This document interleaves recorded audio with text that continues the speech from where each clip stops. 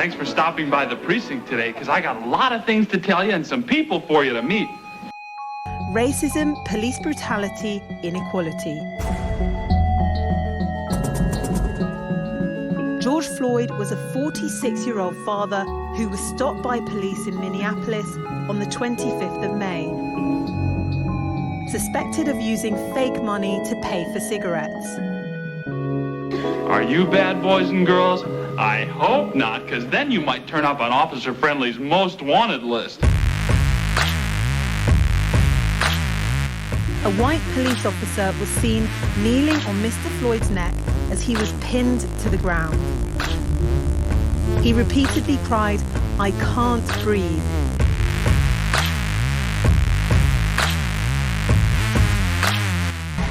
The same scenes, decades apart. Protests, fury, anger, hurt spilling out across America and around the world.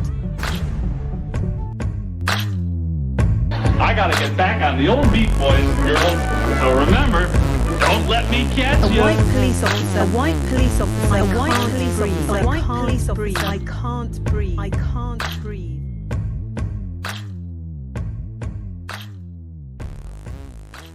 Yo, what up, brother? That's good audio. Yeah, why not? Hey, yo, what's up, bro? What's going on, everybody out there? I'm Rich. And Michael. And this is Stoner's Point podcast, a Nifty Rocks Media production. And today we're going to try and shake up the format a little bit, something similar to a debate format. We will state what the topic is, and then each of us will take turns kind of talking about how we feel about the topic and an overall idea of where we are on it. And then we'll kind of discuss and debate. And we still haven't got around to Trump yet. I mean, we're working on Trump, but God damn it, it's kind of where do you put a stopping point, you know? So yeah, we're what are we talking about today, Mike? You want to take that over there?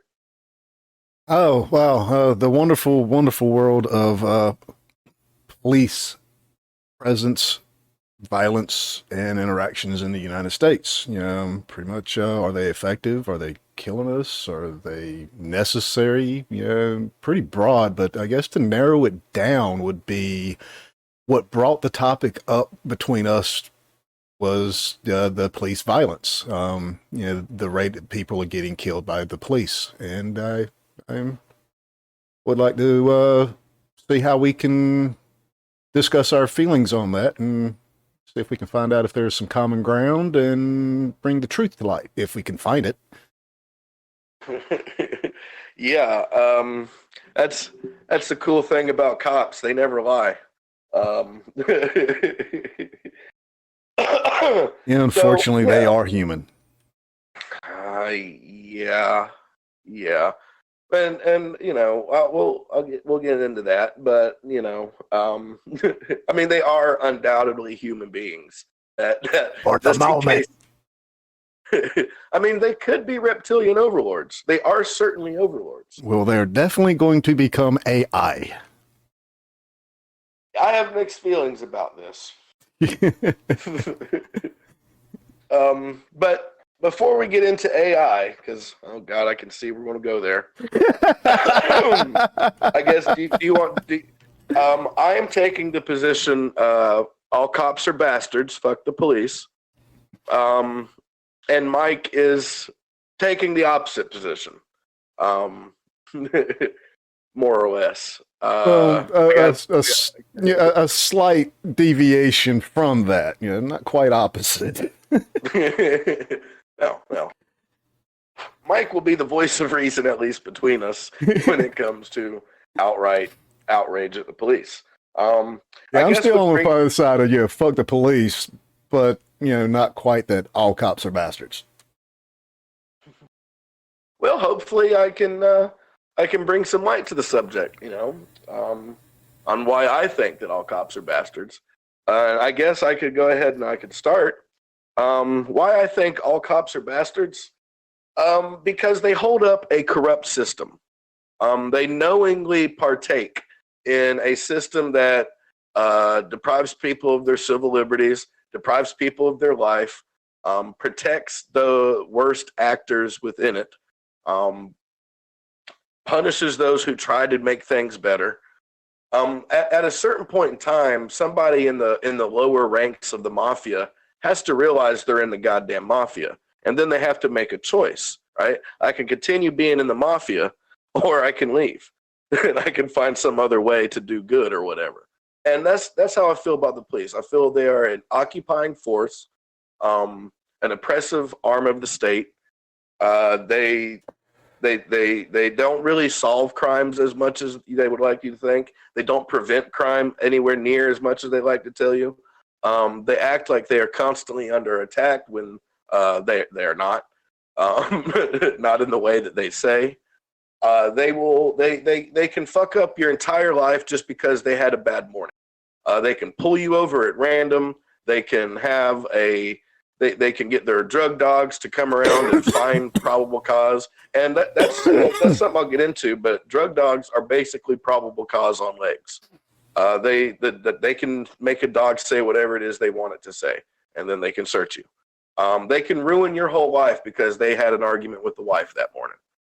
That is too much power for any one human being to have over me. I do not like it. I do not think that they are, because of the minimal training that they have, I do not think they are qualified to go around with the gun telling other people, giving other people commands that they can get shot for not obeying. Fuck them. And yeah, I guess that'd be my opening statement. Yeah, that's pretty convincing, actually, man. Because I can't find a whole lot in there that I would personally disagree with as to their authority and their responsibilities, or their lack of holding to their responsibilities more specifically. But outside of that, I disagree with that. We should have a whole entire police force. I find it distasteful that I think it necessary.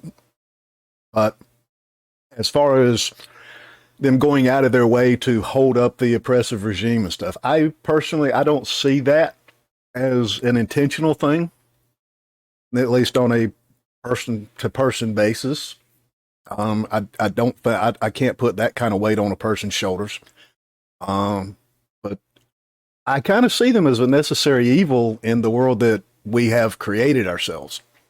Like I say, I have a disdain for all the bad stuff that you hear, from cops and from people. But we have to remember that these folks are people. Some of them, I would think, they're out there just trying to earn a paycheck with their life, and they are trying to do what they think they can do best to make their communities safer for not only themselves and their family, but for other people's families. I think some of these people have a big circle around them that they care about. Unlike myself, whose circle is extremely small, I'd never be a cop. I don't care enough about other people to even think about trying to help that many people. I'm sorry, folks, I just don't. My circle's small, I admit it. But if you get inside my circle, I'll give you everything I own. So, that's the way that is. But, some of them I do agree. Just like people, there's going to be a small percentage that's just going to be bad apples. I've heard once that the best cop is a criminal with a morality. So, and it kind of makes sense that the best cop would be somebody that could think like a criminal. Are they effective? Are they solving crimes and all that? I don't know. There's only limited data that I can actually find between the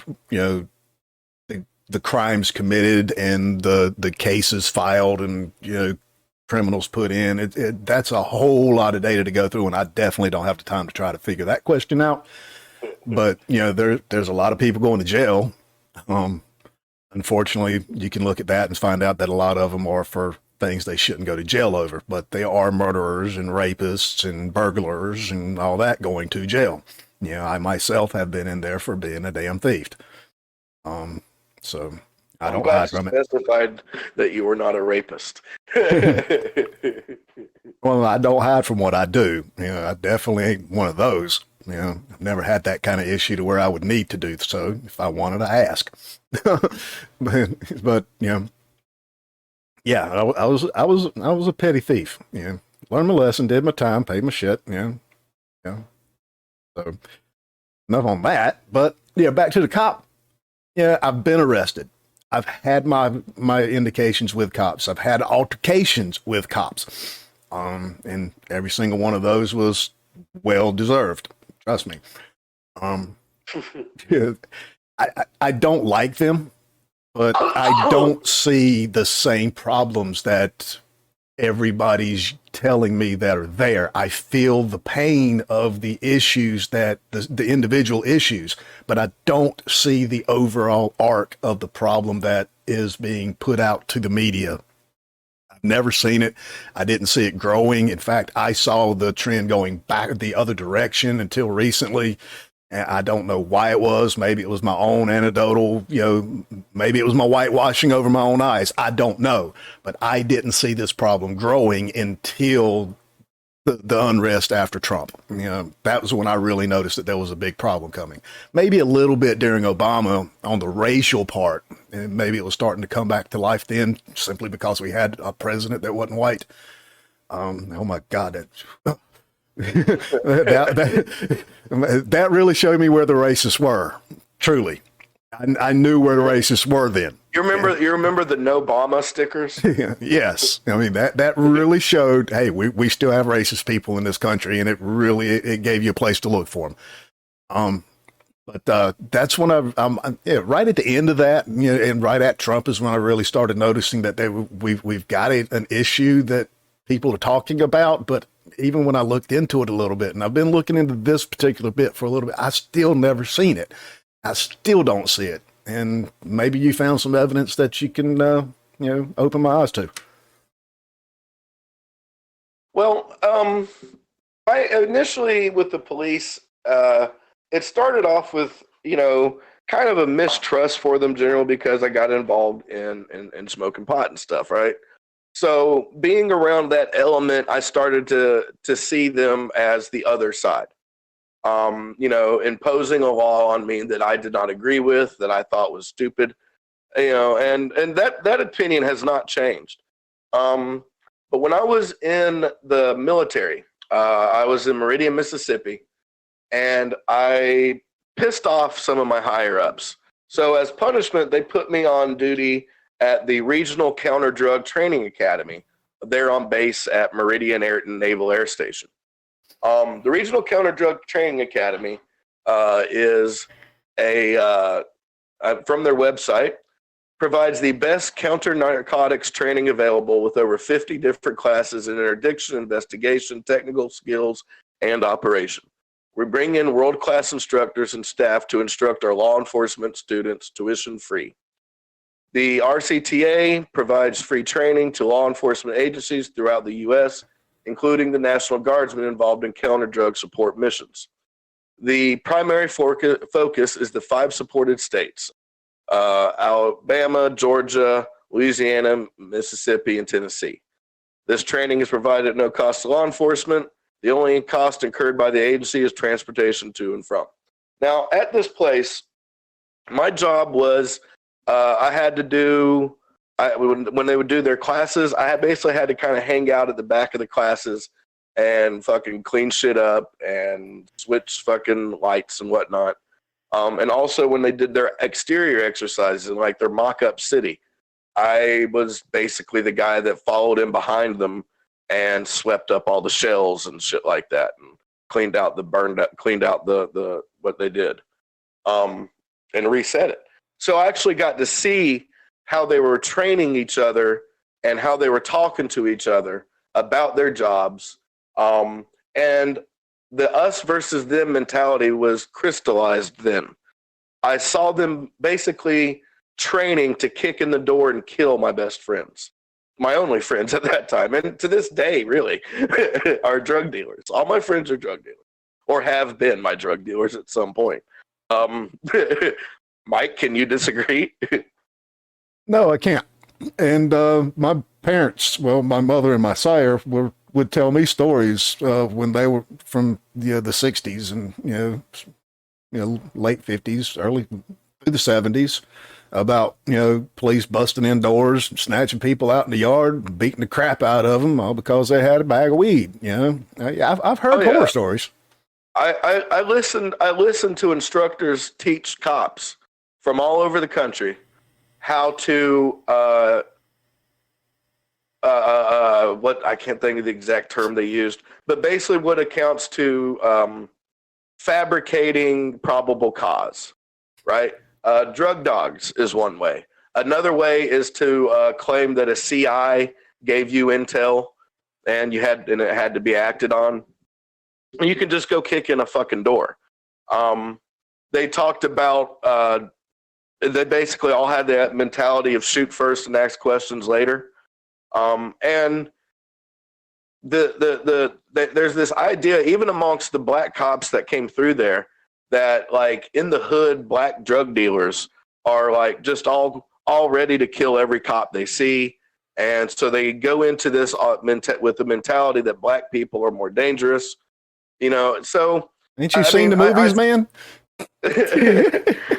I saw this all there and I'm like, this is fucked up. This is fucked up. And then I started watching. I was watching. I forget what fucking TV. It might have been Cops or something. I don't remember. But they had fake prostitutes out there, and the question hit me: would that man who they're arresting have stopped had she not been standing there? Does this man, instead of seeing this woman on the corner who's a cop pretending to be a prostitute, does this man instead drive home to his family? So, and just go about his life. Now he's ruined forever. And so that's where it really started with me. The fact that they can lie, cheat, and do whatever to get their to close their case, to get their funding. And they have to use all of it, or they lose it. And they will fucking, they create crime. Well, there's supposed to be something against stuff like that called entrapment, but somehow these particular actions were allowed by some, I would imagine, bureaucrat, possibly even a judge.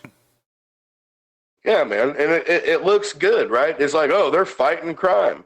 Because, I mean, it's like if I go around and I paste $100 bills all over myself and I walk through fucking the downtown Durham and somebody snatches some money off of me, did I create the goddamn crime? Sure, they didn't have to, but I mean, for fuck's sake. You know what I'm saying? And that's even worse. What the cop is doing is even worse. I'm just out there with money taped to myself. I'm not advertising myself to be doing for that. You know what I'm saying? I'm going to remember that analogy later because I'm pretty sure it's going to come in handy. Okay. I don't have to double think that. So yeah, and then I remember the Trayvon Martin shit. And the thing about Trayvon Martin case and George Zimmerman is Zimmerman wasn't a cop. He was just some guy, right? he's just some fucking guy. But then that quickly became Eric Garner. Now, Eric Garner happened, and that one pissed me off. The man was selling cigarettes, right? He didn't have a license. Yeah, that one pissed me off. He didn't have a license. And he kept telling them that he couldn't breathe, that he wasn't able to, catch his breath. And so they fucking killed him for selling cigarettes. Well, then that fucking 12-year-old in the park. Hold on. Before we go to that one, there's while I was locked up as a juvenile, I was restrained, and they had me in the chokehold because I was still fighting, and I told them I couldn't breathe. And the motherfucker gave me the straight up most logical response to that. If you can talk, you can breathe. So quit talking, and then what? Right? How do you talking, ask quit for fighting, help? they usually let go. I don't know about all that. Just from okay, that's anecdotal. That's just from my own experience. Me being a rapscallion that I was in my youth, I've been in more than one altercation with the authorities there, and yeah, it could be my white privilege showing here, but every single time I've been in an altercation, when they got the best of me and I went limp, they let me go. They relaxed and restrained me properly. Right. I mean, yeah, now, I admit that could be my whitewashing. You get those arguments a lot. Well, if they weren't resisting arrest, and it's like, well, yeah, but is resisting arrest a death sentence? And is that cop, does he licensed to be an executioner because you resist arrest? Not reaching for a weapon, but just resisting arrest. I kind of feel like it's my duty as, a freedom-loving American to resist arrest. Now, right? on that particular crime, I don't think that should have been a crime to begin with. If a motherfucker wants to sit on the damn street corner and sell fucking cigarettes, who the hell is he hurting? Where's the victim? Where's the crime? What has he cheated the damn government out of $1, and that's what the hell they're coming to arrest him for? Just go up there and hand him a fucking citation, for fuck's sake. Yeah, give him a bill. Yes, that you send him a notice. Hey, you need to get your tax stamp, bro. And then take him to court if he doesn't, and go that route. The law enforcement shouldn't be in that. Here's your subpoena. Against the backdrop of all this going on, I have pretty strong memories of Waco and Ruby Ridge, right? So it's not just cops; it's law enforcement in general. And yeah, and then the fucking, what is it, 12 years old in, was it St. Louis, a 12-year-old kid, where the cops come pulling up on him, and in less than 2 seconds they've shot him dead. They get out of the car shooting at him, and all he had was like a little plastic toy gun. Or the guy that was in fucking Walmart and picked up a BB gun off the shelf while he was walking around talking on the phone in Walmart. Some fucking douchebag called the cops, said there's a guy wandering around carrying a gun in Walmart. Cops run in and fucking shoot him. Then, shit started to kind of stand out to me. Like, maybe there's a problem here. There does seem to be a lot of black people getting killed by cops. There's definitely some problems in this that need to be identified, but it's what are those problems? That's the key question, and I guess is the cop or the police the key problem here? I would say yes. I would argue no. All right. So I guess let's see. Now, in those specific instances, I have to grant that is a problem there.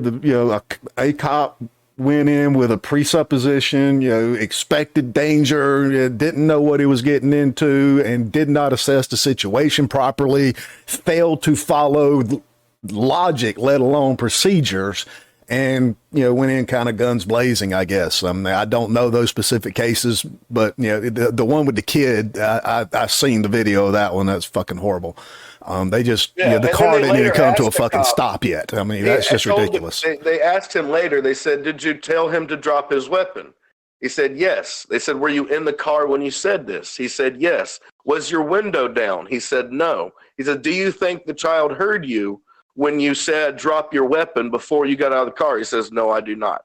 He still got away with it. Yeah, but that's a failure of justice that's outside the police. That's a whole nother problem that needs to be done. That's two failures working together. Yes, but the overlying the him getting away with that. The injustice part of it and the justice system issue, that is a much larger issue. It does have root in this one with the police, but that is a bigger issue that definitely needs taken care of. I mean, the guy all but admitted that, I shouldn't have done that. And, just What, he's not a cop anymore? That's it. Right. Nobody except for police and police unions believe that cops shouldn't be held accountable for their actions, right? I actually would go so far as to say that cops need to be held to an even higher standard. Yes, I do agree with that. They need to be held to an even higher standard than normal people. Yes, if you're going to step above other people, you need to be better than other people. When they're like, well, a reasonable person would have feared for their life. Well, cool. It needs to be a higher standard for a policeman. Yeah, I agree. It should be. And I would hope that people that volunteer for that will put that into mind and do so and be so. But unfortunately, there's no measure to go with to select that, man. Now, where would you say the majority police spend the majority of their time? What would you say they spend the majority of their time doing? Sitting in their car? Yeah, actually. Police are not primarily crime fighters, according to data. In an article from Reuters, a new report adds to a growing line of research showing that police departments don't solve serious or violent crimes with any regularity, and in fact, spend very little time on crime control in contrast to the popular narrative. Let's see. Records provided by Sheriff's Department in Los Angeles, Sacramento, San Diego, and Riverside show the same long-standing pattern of racial disparities in police stops throughout the country for decades. Black people in San Diego were more than twice likely than white residents to be stopped by sheriff's deputies. More notably, researchers analyzed the data to show how officers spend their times, and the patterns that emerge tell a striking story about how policing actually works. Those results, too, comport with existing research showing that U.S. police spend much of their time conducting racially biased stops and searches of minority drivers, often without reasonable suspicion rather than fighting crime. Overall, sheriff patrol officers spend significantly more time on officer-initiated stops, quote, proactive policing in law enforcement parlance, than they do responding to community members' calls for help, according to the report. Research has shown that the practice is a fundamentally ineffective public safety strategy. In 2019, 88% of the time LA County Sheriff's Office spent on stops was for officer-initiated stops rather than in response to calls. The overwhelming majority of that time, 79%, was spent on traffic violations. By contrast, just 11% of those hours were spent on stops based on reasonable suspicion of a crime. 1 second there. You stated that people of color were stopped more than white folk, right? Yes. Where was this at? Was it local or? This is in California. This particular study was done. Now, I mean, there's other studies, but I just grabbed this one because Reuters is usually pretty decent. And it was a study done by Catalyst California and the ACLU of Southern California. Relies on county budget numbers and new policing data provided under the state's Racial and Identity Profiling Act, which took effect in 2019. Okay, because I've got from the Bureau of Justice for just the entire country that there's no discernible difference in 2008, 2020, the 2 years that I pulled that kind of were in the same big decade of from 2000 to current, where the most numbers of the have been reported and actually found through that what was it, the Washington Post report. And there's no discernible difference in who's getting stopped. Now, the actions afterwards start showing some differences. Now, as far as auto traffic stops, I do know that there's a common thing when doing drug runs, right? If you don't go around with like one black guy and two white guys in a car, that's going to get you pulled over. And stuff like that is about the extent of my experience. I've been told they get pulled over rather often. Now, I will say that, have you ever been stopped and frisked on a sidewalk, Mike? Yes. I have not. But majority of young black men that I know have been. If they've been walking on the sidewalk, they have been stopped by police and asked to empty their pockets and searched and patted down. Yeah, I was told it was because I had long hair and I was wearing black. Yeah. Now, and you might as well have been a minority, right? Yes. You weren't an average white guy wearing jeans and a cowboy shirt with cowboy boots and a MAGA hat. Yes, I tell people I don't understand the racial parts of the whole discrimination and all that stuff, but I do understand discrimination. I have been discriminated against. I have been held back because of the way I look, what I have, all that good shit. So you agree that it exists as a concept. It's just you haven't experienced it from the racial point, so you don't really fully get that. At least not. Right. At least not for the same reasons and for nowhere near the same background as people of color have. Now I have had racial disparity against me from because there's colored there's colored racist folks. There's Mexicans that hate white folks. There's black folks that hate white folks. There's Chinese that hate white. People hate white folks too, not for the same reasons and for the historical drama that we white folks brought upon ourselves. Now, there is a little bit of difference when the white folks are the majority, right? When they are the oppressors, it's kind of hard to have the moral high ground. I'm definitely not trying to say it any way balances a scale. Hell to the fuck no. Right. I'm not trying to get a pity party. I'm just trying to say that I do understand it, just not to the depth that people of color would. And that's all that checking your privilege technically is, right? Is acknowledging that there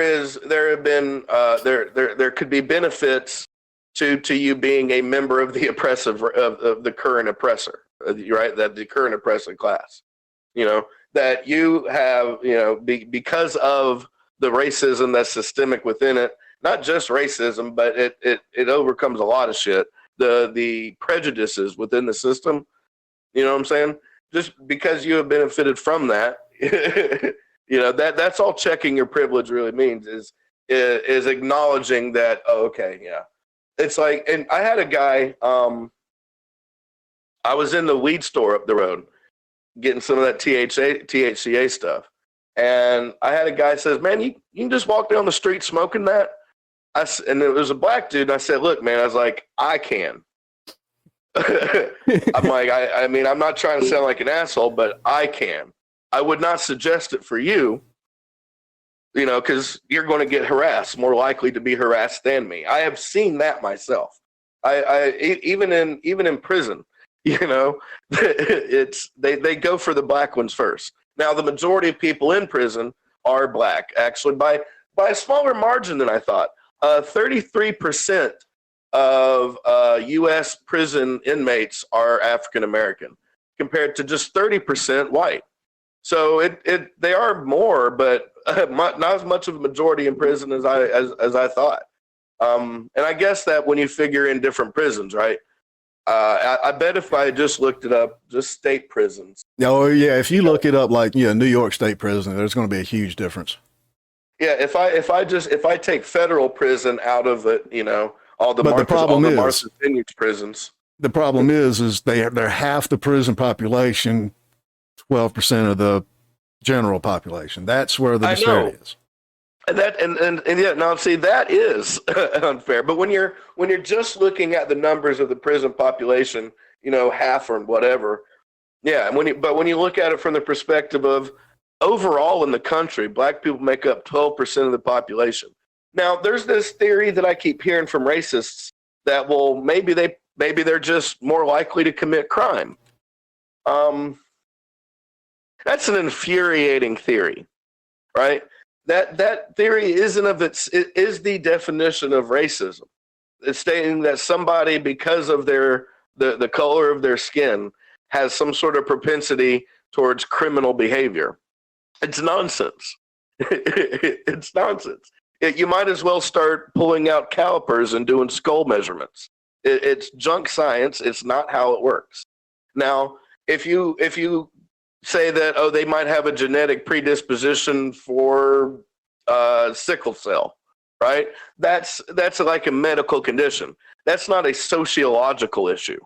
There's nothing sociologically different between me and a black person and a Mexican person. It's we come from different cultures. That's it. That's really it. Yeah. So the reason though that I believe so many black people are disproportionately under arrest and in the penal system have to do with the drug war. I think it's a little bit more deeper than that. The drug war was started as a way to lock up Mexicans and black people. You know, they couldn't arrest them for being black and being Mexican, but they could arrest them for smoking pot. You know, same thing happened with cocaine.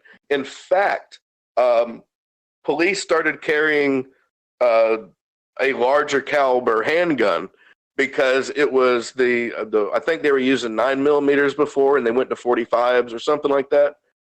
The reason they did that is because they said that the regular bullets they had been using, the regular guns they had been using, weren't powerful enough to stop a quote cocaine crazed Negro, which is also nonsense. A bullet is a fucking bullet, which led to or a white Superman on PCP. Right. Now this becomes this thing they start calling excited delirium. Mike, what do you know? Do you know anything about excited delirium? Not by that term, but if you're talking about somebody being so ramped up that the only way to stop them is pretty much to kill them, then if that's what you're referring to, yeah, I've seen it. Well, this is a little bit different. Okay. There was a man in, I think it was 2015. He was having a mental health crisis, right? And the cops, when they showed up, he was a black guy, and this guy he didn't have a weapon or anything like that. But they tased him to death, and the coroner report said he died from not the coroner report, but the police report said that he had died from excited delirium, which basically means that he was in police custody and his state of mental health caused the police to kill him. Basically, it wasn't the police's fault. It was natural causes. You naturally die when the police kill you. And it's not a recognized disease. Yeah, it's hard to live with a hole through your chest. It fucking is, right? And it basically is a way that they have maintained this, that black people are more resistant to pain, are harder to put down, are more linked to criminal behavior, and therefore have to be treated with much more force. That is something that is across the board in police. And yet, white folks managed to enslave them for a long period of time. Like Daniel Tosh made a joke of, that was something. Yeah, I mean... And yes, that was a joke, folks. I mean, what are you saying? That are you saying they could have beat the shit out of every damn one of them out over there and took over the country, or run to the other side of the country? Them fat white folk wouldn't have never caught them. Yeah, there were a few slave uprisings, and man, when they crushed them hard. The Nat Turner uprising, one of my favorites. They fucking had his body saw all over the place. They William Wallace that motherfucker. There was another slave revolt down in Louisiana. They fucking went around just killing random black people for 2 or 3 years after. If you were a black person and you were on the edge of the field, you might get strung up. Like they responded with such overwhelming force. And damn it. And you're trying to make sure you don't do that shit again. You got to treat them like the animal they was. Right. You got to, so they started the slave patrols.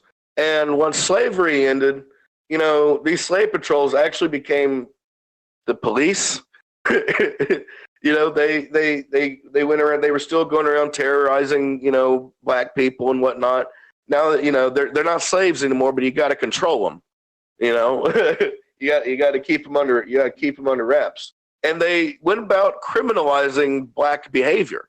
And not black specific behavior. It's general behavior that everybody does, but it was criminalized for black people. It was against the law for black people to be out and about with no visible means of support, quote unquote, to be walking with a weapon-like object in his hands, to own a dog. This was. Oh, yeah, I'm never going to deny racism ain't a problem, and didn't happen, and ain't an ongoing issue. I'm never going to say that. Historically, what I'm getting at is historically, racism is not only a part of policing; it is policing, right? It is born from policing. Its daddy is daddy. Policeman's daddy is racism. They were racist themselves. They still fucking are. But they don't do it. It's not so overtly. There's not. I mean, there's a lot, but there's not all of them ain't just sitting around. Well, we got to get them blanks. You know what I'm saying? I mean, there's more of that than a lot of people would think. And there is. And the crazy thing is if one cop hears another cop call somebody an N-word, and that cop reports that cop. The cop that does the reporting is basically blackballed. They won't come if they need backup. Backup won't come. Nobody will fucking work with them. They're basically bullied. Case in point, you remember Chris Dorner? Negative. He's an American hero. He was a cop. He was a former military veteran, like in Afghanistan or whatever. But he came back and he was a cop. And he was a black guy. And he had overheard one of the other officers say some racist ass shit. So he reported the officer, as he should have. You don't, that's not something you want in a law enforcement officer, right? That's a quality that it should be an automatic, get out of your job free card. He got fucking like blacklisted. He got he got demoted. He got sent to the desk. All because he wanted something to be done about the racist pieces of shit. And it ended up getting so bad that he ended up like leaving his job, losing his mind, and then fucking going around killing cops.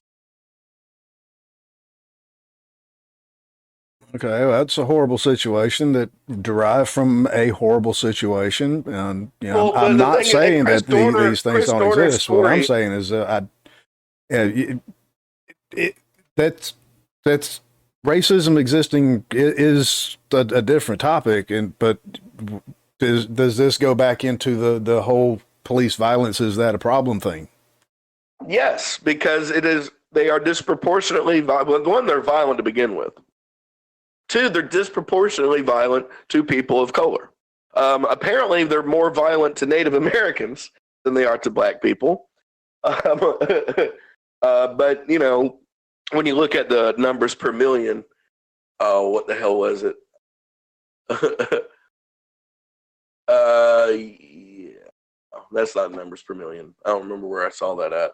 But yeah, it's like 10 per million Native American, 6 per million African American, and 2 per million white American.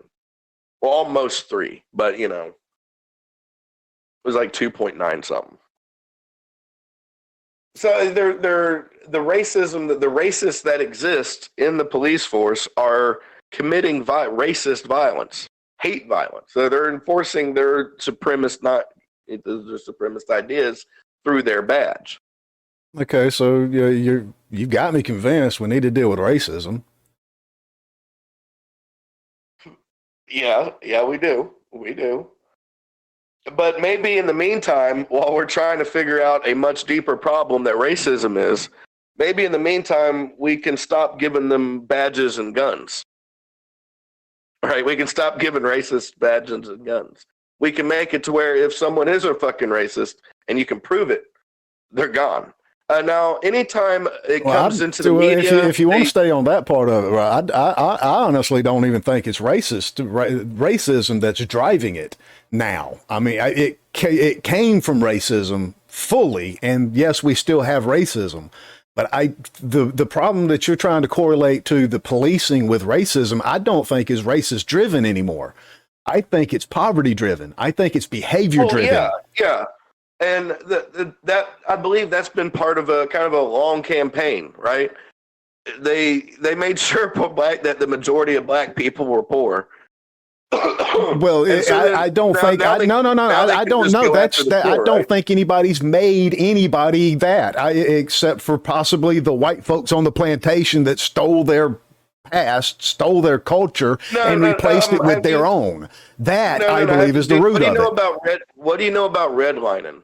Since we're I on the poverty thing, it's a brief tangent away from the police, but it does go to black people being made impoverished. What do you know about redlining? not familiar with the term. All right, it was a real estate term that came around in like the 50s or whatever. Basically, when segregation ended and black families started to move into previously white communities, other white families would move out, and this would cause the property value to drop, like drastically drop. And pretty soon, like the black people that were trying to buy houses, they couldn't. The white communities and whatnot, the more affluent communities where there were more jobs and more opportunity, better schools and shit like that, where it was kind of the doors were still closed to them for the most part. Like they could break in, but it was going to drive property value down. And you know that's what redlining is. It was a red line drawn through like neighborhood districts, and this is where we keep the poor black people. And you know we're going to drop property value here. We're going to raise property value everywhere else, and this will keep them. This will keep them in their place. And it's what they did. There's plenty of documentation on it. Just look up redlining. Um, it was fucked up, and it's what kept them from being able to have like the wealth, right? The wealth that gets handed down, the property, you know, land value and whatnot. You know, it kind of ran that out. It kept them from having that intergenerational wealth, far as property value and land value. And you know, we already had a 400-year head start on them as far as getting financially, you know, set in. And then they were allowed to mingle with everyone else, but there were limits. You know, they couldn't shop in the same places. A lot of places wouldn't do business with them. You know, so yeah, they were definitely held back and held in poverty. Now, some did escape poverty, yes. You know, You during know, those Jim Crow depending. laws, that the Black American family was actually on track to take over the white American family, as you know, in just about every statistic: mean income, number of family, life expectancy, almost every statistic you can look at as a quality of life statistic. The Black American family under Jim Crow laws were on track to take over the white American statistics. They arguably doing better then than they are now as a family unit. And I ain't saying Right. that And on a whole they're still better, as colored folk are much better today than they were then. I'm not even trying to say that. I'm just trying, like, the family structure and their income was on track, in the right direction under the times when the greatest oppression was there. We got rid of all that, the actual system oppression, at least the blanket of it. I'll at least give that. There may be some stuff that I don't see under there, just because I haven't looked and I don't see it with my white eyes. I don't understand it. Maybe I get we that. could do a whole other episode on racism. Yeah, I mean, I know racism is a problem. I might be unable to see how deep it goes, right? I admit that. I am a white man and I'm going to have those faults. I get it. And if I do estimate something, I'm always going to, highball the estimation because I'm white. So I'm always going to think it's worse if I see something than it actually is. And that's just society kicking in to make sure that I don't get my ass kicked for, trying to say that it ain't as big of a problem as it is. I do know racism is a problem. What I am trying to understand is why it's not looking more at the behavior aspect of it than the race aspect of it. And it just so happens that the behavior that I'm talking about was blanket over the black African American population from the time of slavery, because that's the way we trained them to behave. It's our fault. I'm saying this problem started way back then during the massive racist oppression thing, and we never addressed it, and we're not even looking at it now. It's what I think Thomas Sowell, however, I think he was onto something on that. That it's the redneck mentality, the redneck behavior that we imprinted on them. They're calling it black culture now, but that's not what the fuck it is. It is old school rednecks. I'm not talking about the farmers who go out there and get a suntan. I'm talking about the redneck yokels back there, loud and proud, don't give a fuck about authority, giving their rock and roll, country, rap, whatever taste of music they got. Fuck the police, but give me my God. That kind of guy. What you're actually talking about, Mike, is what I call hillbillies. To me, there's a distinction between hillbillies and rednecks. I consider myself something of a hillbilly. Well, I will say that as bad as the impression of the redneck is, if you look past the cover and actually talk to them and ask them for anything, it's yours. You need help, go ask a redneck. He'll fix your shit with a fucking paper clip and a roll of duct tape, and you get you home. And that's been my experience also. That's been also my experience with black folk. What it comes down to, and I agree with you on this, is poverty. One thing I've always had in common, and I think it's why I've never had any kind of problems, even to this day, wandering around in the hood and shit, right, is I'm poor white trash, right? We have, me and the poor black people have the same enemies. That's my point. So yes, I give you that. I do believe that what started as racism has now just become class oppression. But what the thing is it's still oppression. It is. I'm not doing I'm not exactly agreed. It agreed. I think it has evolved way past racism and got completely into classism. It is a war on the classes, and it's a social construct from the top down. It's the people looking from up, like, why are these people behaving like this? And anytime I forget about this, I can go down to your house, and I can go to the food line by your house, and there's no cops. There might be one in the parking lot occasionally, but there's not a cop there every minute that the store is open, and there's not cops posted up there nonstop. No, but you go 5 miles down the road over here, just off this little side road off the highway. There's a little place we've nicknamed Eagle Rock, and there's a cop within a mile of that place at all times. And let me guess, that's where all the black people are.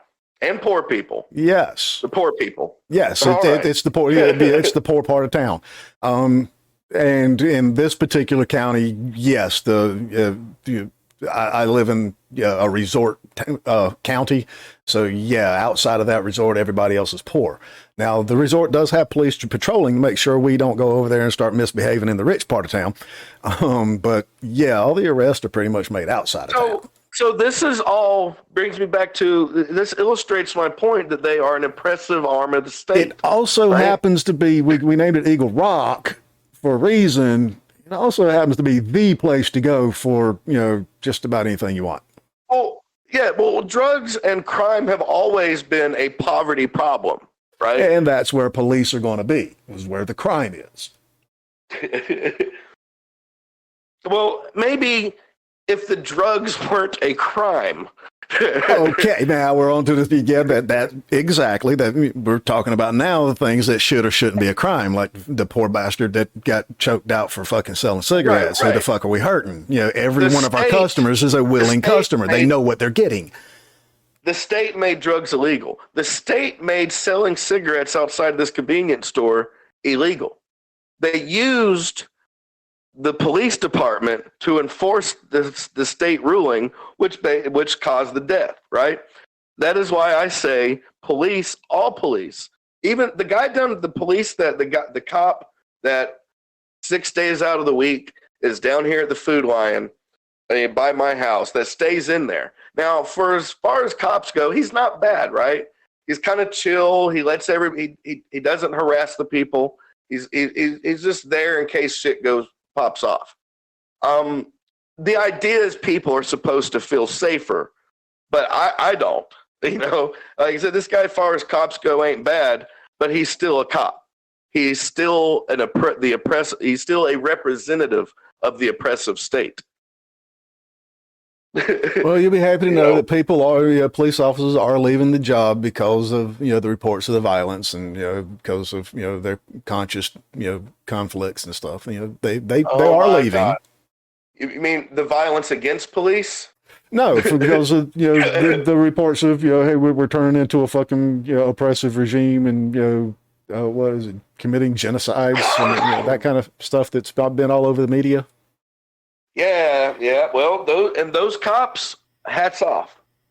That's why I say all cops are bastards. Because the ones who are quitting, they're decent human beings. The ones who are staying they're still choosing to wear the swastika, basically. You know what I'm saying? Well, again, they're people. You're going to have a mix. You're going to have good people. You're going to have bad people in every subgroup. That includes police. Yeah. And, maybe we should have a police. Oh, my God. We already do, and they work for the police. Well, maybe we need to start talking to our legislators about making a civilian Overwatch for shit. And, maybe we can do some shit like that. It's been done in TV. Maybe we can make it happen in real life. The UK has this thing called policing by consent. What do you know about that, Mike? Very little, surprisingly, though, because I speak to a lot of Brits. I know very little about it too. But their police force, like far as violent incidents, very low. Well, their population is unarmed, and by far their police force is unarmed. When you're breaking it down per capita and whatnot, even when people were armed in the UK, they do police by consent. It was basically if the people are happy with what you're doing, then you continue to have a job, basically. They have a shady past on their policing as well, right? Well, all police have a shady fucking past. Again, all cops are bastards. Not necessarily the cops. I think that what we should have is, for one, I think a cop should have to go through law school, minus courtroom procedure. I think cops should have to go through law school. I think the cops should also have to go through like a type of sociology and training. I think they also need to go into, like real, not just like 10 hours or whatever. As it stands, they get like 600 hours devoted to basically self-defense, weapons training, and paperwork. Then they get like 40 hours of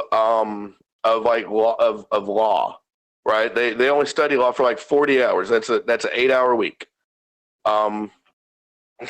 Then they get like a little bit of like emergency stuff, but it's only like 10 or 15 hours.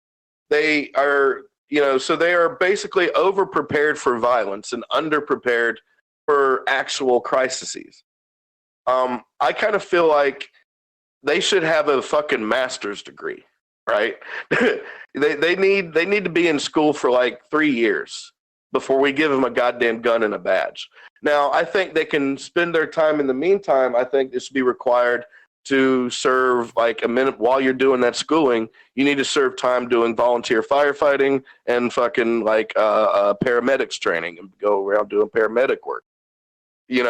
Like if you want to be, you really need to be a step and above. You got to be really dedicated to what you're doing, and you got to be fucking trained.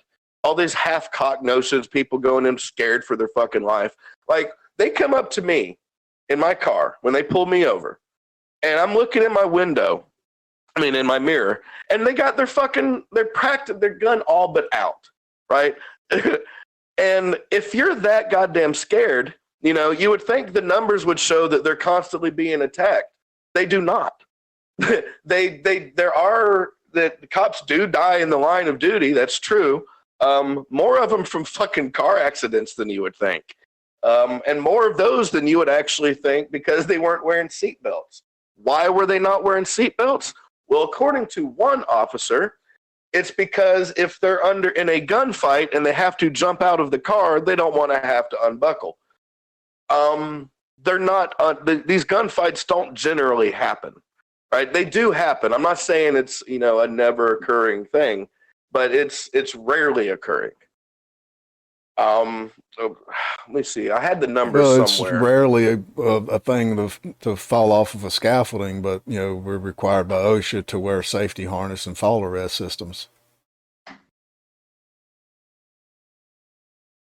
It's rarely occurrence. Yeah, I mean, you say that they don't have to wear a seatbelt because of the rare occurrence that they might get in a gunfight. I mean, that rare occurrence then is an emergency situation that could put somebody else's life in danger or their own, or save a life, including their own. Sure, I'm just saying that you prepare for the worst case scenario in most cases, is why we have OSHA standards making it where we have to wear fall arrest systems for the rare occurrence that we fall off a fucking roof or a scaffolding. Well, in those 600 hours of defense training, they're basically taught, and I've seen this, they're basically taught that, they're at constant war with the population. Anybody could be getting ready to shoot them at any moment. And that puts them they're already on edge. And they consider cops dying of a heart attack, or in an automobile accident, as, killed in action, killed in the line of duty, which is horribly skewing. But here's some let's see. 73 according to statistics reported the FBI, 129 law enforcement officers were killed in line of duty incidents in 2021. 129. Mike, do you have numbers available for number of people killed by cops in 2021?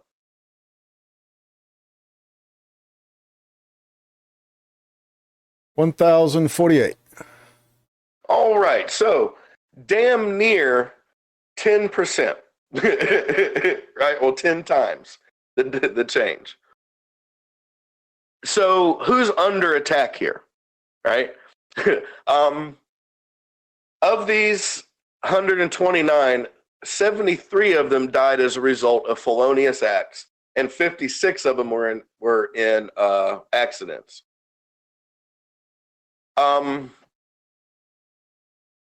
Of the 73 officers feloniously killed, 24 were killed in unprovoked attacks. 9 died as a result of investigative/enforcement activities, traffic stops. 8 were ambushed.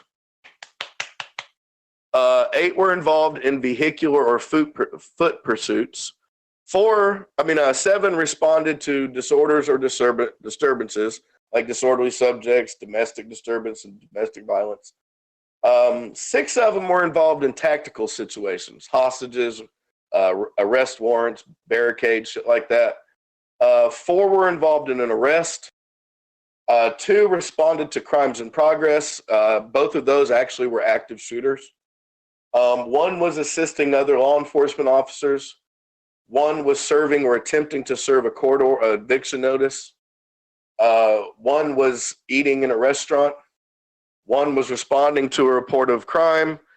And 1 was deploying traffic cones. So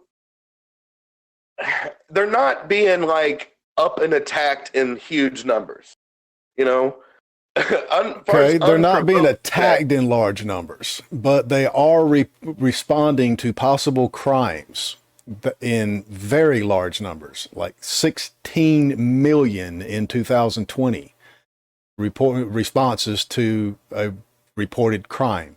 Now, those for anything from trespassing to murder, who the hell knows? That's just that's how many times they go into a crime situation. This is one of the areas I think that police safety and people safety could be improved by dispatch.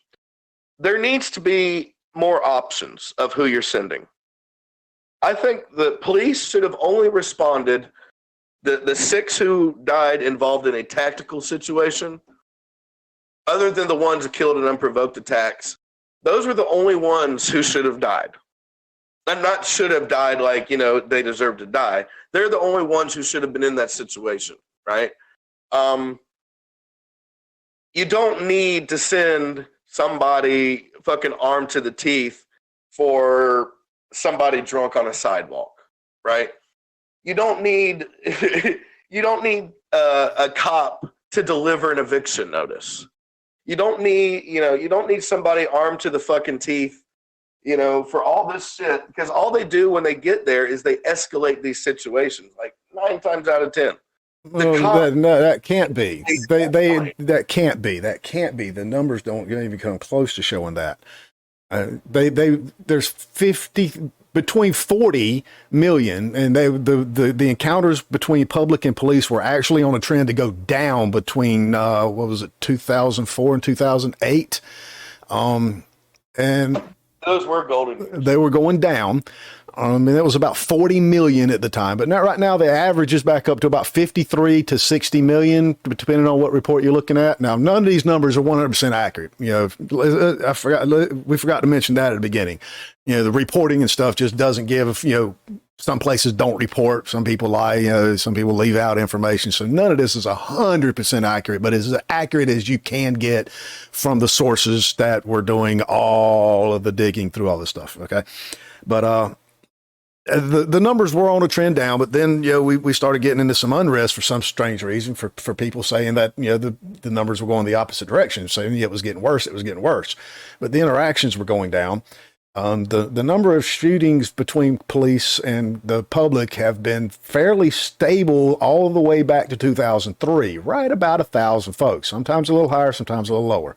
Yeah, but that average is just a little over 1,000 folks. Yeah. So, and that's, even during this big giant last few years of unrest, that number hasn't really changed.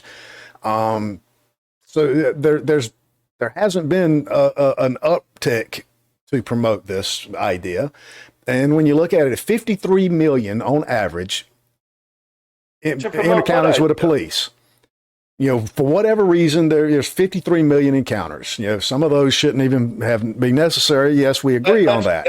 That's what I'm saying, is that 53, that's way too many. There's no reason for them to have, for one, if you take traffic stops out of it. Let's talk about traffic stops. What do you see as positive about a traffic stop? Absolutely nothing. And I do agree we need some reform, and there's a lot of problems in the way police are used. I don't see that police are the problem, though. And that's what I'm trying to get at here, is that with 53 million stops and 1,000 people getting shot, that's 2%. That's a small, if you look at those 53 million and then 1,000, they're worlds apart. 53 million is a lot of times for things to go wrong. And then when you look at the 1,000 people, I mean, how many of those are usually armed? Now, we can get into a discussion of what armed means and what unarmed means. And, was the unarmed person actually trying to beat the shit out of a cop with his bare hands? And, on PCP, one white guy I saw back in the 80s actually trying to fucking kill cops. He was on PCP. They tried everything, couldn't stop him. They had to kill him.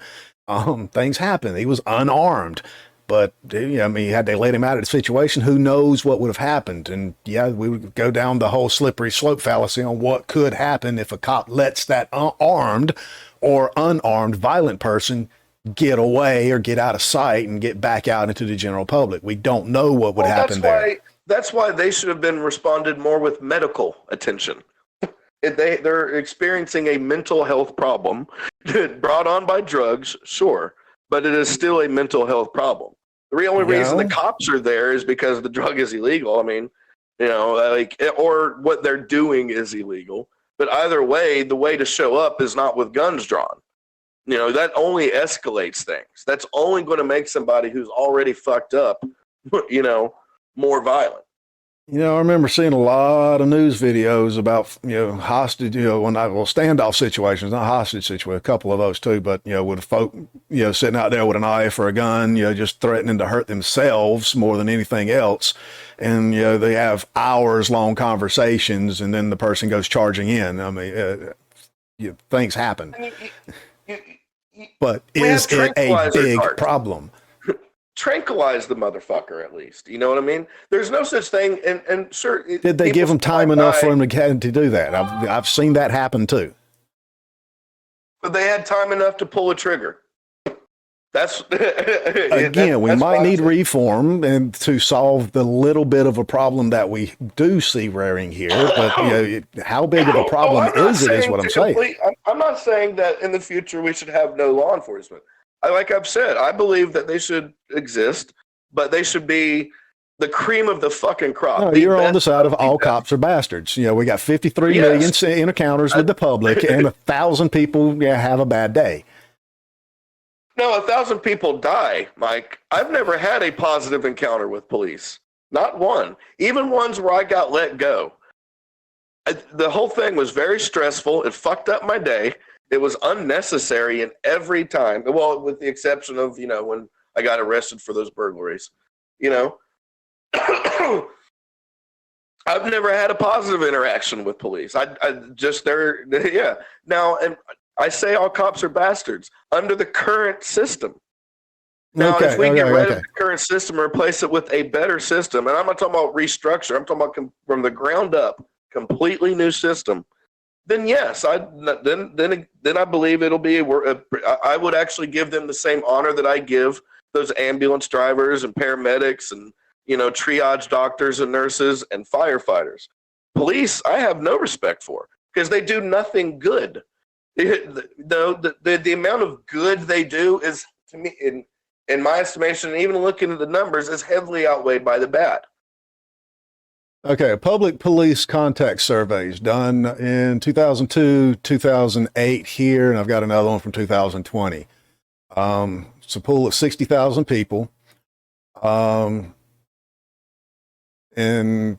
after the numbers, like I said, we've already noted that between 2002 and 2008, less people were contacted. But the most common situation people came into contact with police is, of course, a traffic stop. That's the most common way. Second most common, of course, is reporting people calling the police to report a crime or a problem. Nearly 12 million in 2002 compared to 8 million in 2008. So this stuff was going down. Among people who had face-to-face contact in 2008, 9 out of 10 residents felt the police were respectful and acted properly during their most recent contact. You know what happened in 2008? It just hit me. The housing market crash. Oh yeah, okay. And crime would have gone up. Crime would have gone up. Yep. That would account for the uptick back up to 53. Yeah. But among persons driving a vehicle, 8% reported their recent contact with the police occurred as a driver traffic stop. Half the drivers who pulled over police say they were stopped for speeding. Most drivers, 85% of polled, believe they were stopped for a legitimate reason. Of course, during these polls, it shows, the statistics show, not the poll, the statistics during those years, white, black, and Hispanics were all stopped at similar rates. Male drivers are stopped at higher rates than females. So are we a sexist? Younger drivers at higher rates than olders. Maybe we're ageist too. So there's big disparities there. Police conducted a search of a driver vehicle in about 5% of traffic stops. Black drivers, 3 times as likely as white drivers, and 2 times as likely as Hispanic drivers to be searched during a stop. That one, kind of lends toward there might be a racist issue. But I think those numbers also go hand in hand with the poverty line. Maybe have to look a little deeper into that. Traffic tickets to more than half. Most of the time I've been pulled over, I would say it's, God damn it, I would say it's because I'm poor. Yeah, I mean, I've definitely been pulled over and told that I needed to buy a new car because I was pulled over because I was driving a 20-year-old car. Yeah, and that's nonsense, right? That's a waste of your time. That's a waste of taxpayer time. And yeah, like when I had Well, it that worked. They Dodge, got him a weed charge.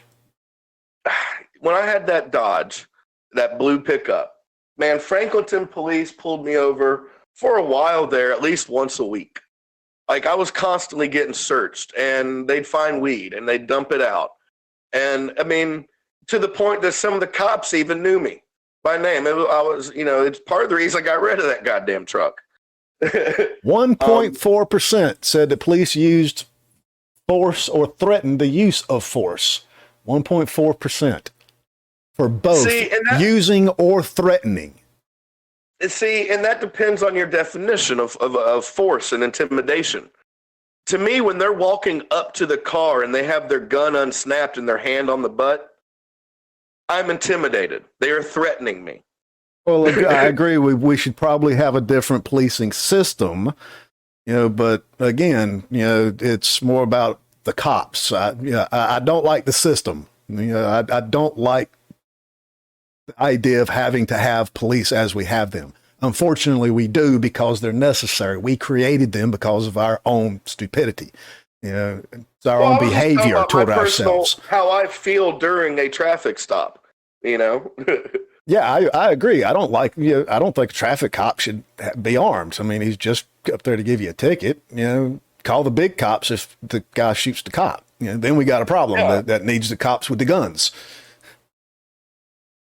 Yep. Yeah, I agree there. Entry level and beginner interaction with the public. You shouldn't need a gun to come talk to me. If I shoot you, bring the cops with the guns to shoot me. I am already nervous because you have your hand on your weapon. And yeah, I agree with you there. We don't need that. But again, how big of a problem are we trying to solve there is, out of all these people, how many people are shot in their cars? Few. Too many, I agree, but how big is the number? It's infinitesimal. How many interactions a year do people have with Walmart greeters, right? I'm sure it's triple what there are with police, right? We're 150 million. If 1,000 of those ended in death,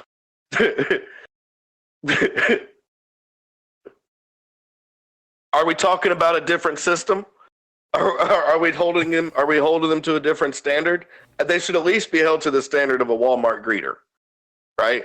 And if 1,000 people die at the hands of Walmart greeters, they're not. But I'm just saying. Well, my thing is, it doing all this might, do a good, of course, of saving a life. But how many is it going to save? Out of the unarmed folk, we got from 2000, what is it? Hang on just a second. Scroll back up. And since 2015 to 2023, that's a long way to scroll up to get the years. 9,024 people total shot by the cops. Sounds like a bigger number, but remember the years. This is more than just 1 year. This is Jesus.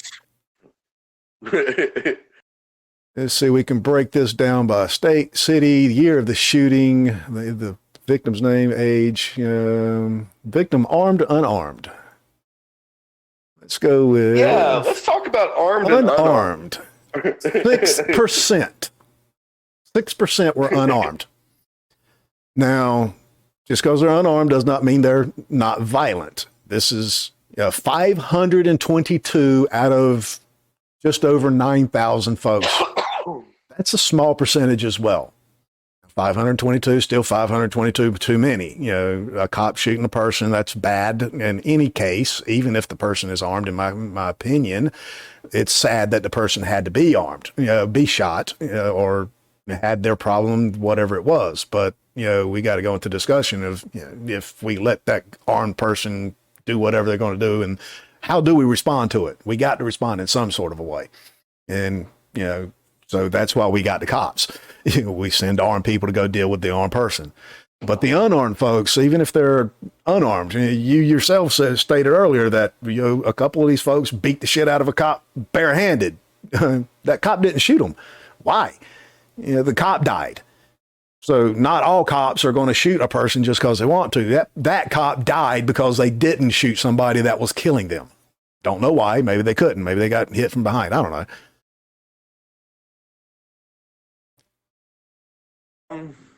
Yeah, I mean, once like I say, if you take out the traffic stops, a huge amount of it goes away. And they're not. I feel like police should only, they should be a response thing. This active patrolling, I don't like it. I just don't like it. What they call proactive policing. That just sounds like some nonsense. The reason they do it is because it works. You can look at New York statistics on crime for that. It works in what way? It gains them arrests? No, just the fact that a cop's driving down the street. Even if the cops don't get out, just having a police presence driving through your community every couple of damned hours drops the crime rate.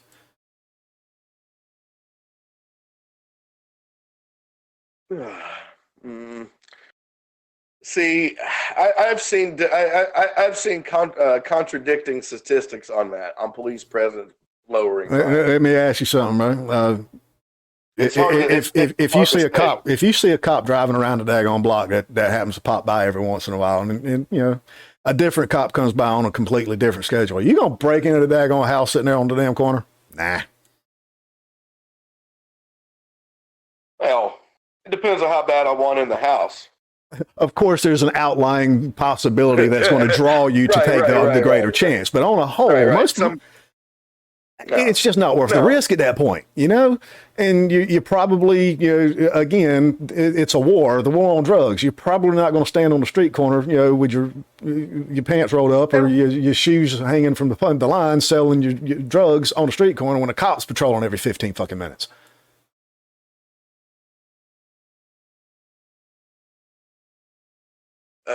They do it because it works. And yeah, I'm all for them patrolling, to keep, keep muggings down. You're not going to mug somebody in the open street when the cops are around. Again, you can look to New York for that. It's statistically shown right there. Okay, I mean, there's a thing of like being there, right? Of existing there. I mean, even having like, like they do on college campuses, the rate buttons. Now, when you get to the point where you get that one hothead out of 100,000 that's going to be that power tripping asshole, I got a problem with him individually. He doesn't need to be on the force. And yes, I believe his partners should get him off the fucking force. And I hold them to that account. So I agree with you to a point there that these cops need to do more to clean up their own yard before they start coming and trying to tell me how to maintain mine. See, I think the whole barrel has been infected, right? Like you might have some good apples in there with the bad apples, but the bad apples rot the whole bunch. And it's built. I mean, the barrel is just built of bad apples. The numbers don't show that to me, though. Huh? The numbers don't show that to me, though. Oof. I feel like they need to completely redo it. Start from scratch. They all need, and the cops that are existing, sure, they can stay, but they have to undergo the new training, I wish I could remember all these individual cases, because there's one I like to talk about in a situation like this with the police shooting, a so-called unarmed black man. And this one got shot in the back even, but it happened so fast. There's this black man in an altercation with a cop. Don't know what the altercation started at. I don't remember that part, but the video was from like a security camera in the park, and you could see the altercation where the black man was trying to reach for the cop's gun. And yes, it was a white man, white fucking cop. It's always that shows up in the news. But he was reaching for it. The officer fought him away for that while reaching for his taser, fumbled for the taser. And then when the kid got the taser, it was a younger guy. Now, if I'm remembering that part right. Grabbed hold of the taser, was about to get that out. So the cop pushed back, grabbed his gun, and then the guy turned around to run as he was shooting. The guy hadn't made it fucking 2 steps, but I mean, yeah, it happened so fast there. But what would have happened had the guy got the gun? What would have happened when the guy got away? He was also... what was the stop for? I don't remember. But there's so many other questions that lead to slippery slopes that you have to stay focused on the now on it. The cop was in danger. The guy was fighting for a gun. Yeah, I believe cops have a right to defend themselves as much as you do. I agree. They have a right to personal self-defense. And if the guy's reaching for a gun, that's different. But that's if he's actually reaching for the gun, right? For every one of those, there's 5 Breonna Taylors. Well, maybe there's not 5 Breonna Taylors, but a Breonna Taylor is worth 5 of those for sure. Okay, yeah. Or the kid that was reaching for his ID happened to have a pistol between his seats and got shot. Yeah. Or the guy in Walmart who had a BB gun that he picked up off the shelf in Walmart. Like I said, man. There's a horrible situations. And yes, it does point to we need to pay attention and do a little bit more training. I agree. Cops need more training. A lot more training. Way more training. They need full on tactical mouth house training so they don't shoot the fucking civilian next to the criminal that's holding the gun to them. They need that kind of reflex training. Exactly. And in my estimation, until they're better trained on that reflex training, until they're better trained on how to handle people in a mental health crisis, until they're better trained on just fucking general being the shit they need training on. Did you ever see that video of the Black Lives Matter guy going through one of those training situations? Yeah. Yeah, where yeah, he shot the unarmed guy too? Yeah. This is one of the guys one of the head guys, not the guy, but I don't even know their names. Sorry. But it was one of the upper folks in the Black Lives Matter movement that went through one of those training situations, kind of like a MOUT situation. It's not a full cop training, but it's what cops should have to go through, honestly. But it's a situational training thing to where you might be going into a dangerous situation and somebody pops around the corner that may or may not be armed, and this guy just popped him. You got to come around the corner, didn't even fucking say shit. Yeah. I mean, so this guy didn't have training. It points to 2 things. 1, people need training for this kind of situation. And 2, you really don't know the situation these guys are walking into yourself out here on the streets. Us average Joes, we have no fucking clue the situations they walk into. We don't walk into them. Unless you're military or police, you have no clue. I mean, yeah, if you're saying it's a fucked up world, I agree. People are fucked up. Things. Yes, people are fucked up. You have to respond to fucked up shit in fucked up ways. I mean, your training program you were talking about down there with the cops going in and training to bust down doors and, go after drug dealers. I mean, they're probably not using that tactic very much on little guys on our level, but I imagine that, some of the guys a little bit higher that are sitting on a lot more money and a lot more product have a lot more guns. So I can understand the training level that they're going through. It's a war on drugs. Shouldn't be one, but society has deemed it necessary during that time. Tides are changing. so is the treatment of the situations. Less people are getting ran into and just swatted because of drugs now than they were 10 years ago, and a lot less than they were 20 years ago. I absolutely agree. Remember, I came through in the Reagan era. drugs, You know, I still hide my dope. I know. When it comes to pot, I'm fairly open about it. And honestly, I've suffered few repercussions. The loss of weed has been the worst of it. You know, the financial value of said weed. I've had my house searched and ransacked and turned upside down, and every tiny piece of paraphernalia they could possibly find or call a piece of paraphernalia taken. Yeah, and see, I don't agree with, unless they are investigating, like, unless they see a crime happen or they investigating an actual crime. Like, I think there should be like Amsterdam police, right? No, this was because I was charged with possession during that when you asked if I've ever just popped on the street. Led from that, I got charged with the possession of a small amount and a seed. I was saving the seed like an idiot, and I got caught for that. And a knife in my pocket. So they got me for concealed weapon and possession of marijuana. They put me on probation and immediately went to my house. Yeah. That's what they do. So yeah, I don't love the police, and I don't like the way the police are used. But you said yourself, they are trained. We're animals, man. You train us, we do something. You go to work at Papa John's, you make the pizza the way they tell you to make it, even if it don't make sense. Fucking people at Subway are trained to make a fucking sandwich upside down. Don't matter how many times I fucking ask them to turn that shit right side up, they make the fucking sandwich upside down.